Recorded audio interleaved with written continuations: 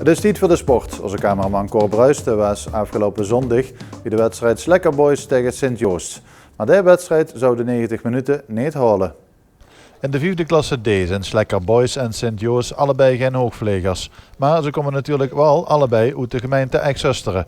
En in zo'n derby wil ze natuurlijk goed voor de dag komen. Veel wind en veel regen afgelopen zondagmiddag. Dus waren de omstandigheden verre van ideaal.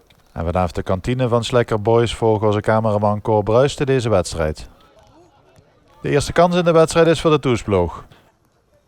Mogisha Mahab, een echte Slekker naam zullen we maar zeggen, heeft de bal metgegeven aan Max Vogels. En die kan uithalen, maar zijn shot verdwijnt over de goal van de keeper van Sint-Joost. En dat is natuurlijk nog altijd Job Wilms. Niet veel later, dezelfde speler van net, Mogisha Wahab, 21 jaar. En hij een fraaie actie in huis, stuurde aanvoerder John Maas het bos in.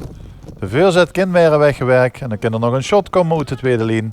Maar ook dat gaat over de goal. De corner is van Max Vogels.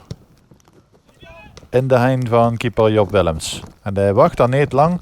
En dat bereikt met een lange trap gelijk in de spits Michael Schepers. Schepers met het lopje en dat gaat over de goal.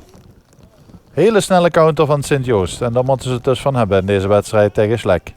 Diepe bal van Fernand Francot kan weer weggewerkt. En dan de boetsing op het middenveld. Er liggen in eerste instantie niet veel aan de hand. Dennis Doormans en Fernand Francot komen meteen in boetsing. En Francot blijft dan liggen en is zwaar geblesseerd, zo zou blijken. En in de herhaling dan zien we ook waarom. Bij de boetsing tussen Doormans en Francot kreeg de 44-jarige speler van Sint-Joost een flinke klap te verwerken. Later zou blijken dat hij een paar ribben heeft gebroken bij de klap. Er moet een ambulance aan te pas komen om Francot in alle voorzichtigheid naar het ziekenhuis te brengen. Hij kost na behandeling wel weer naar huis, maar hij is toch zwaar geblesseerd geraakt. En de wedstrijd, zo uitgeral, die werden gestaakt. Nog geen kwartier voetbal. En dat zal ongetwijfeld in een later stadium weer uitgespeeld gaan worden, deze wedstrijd.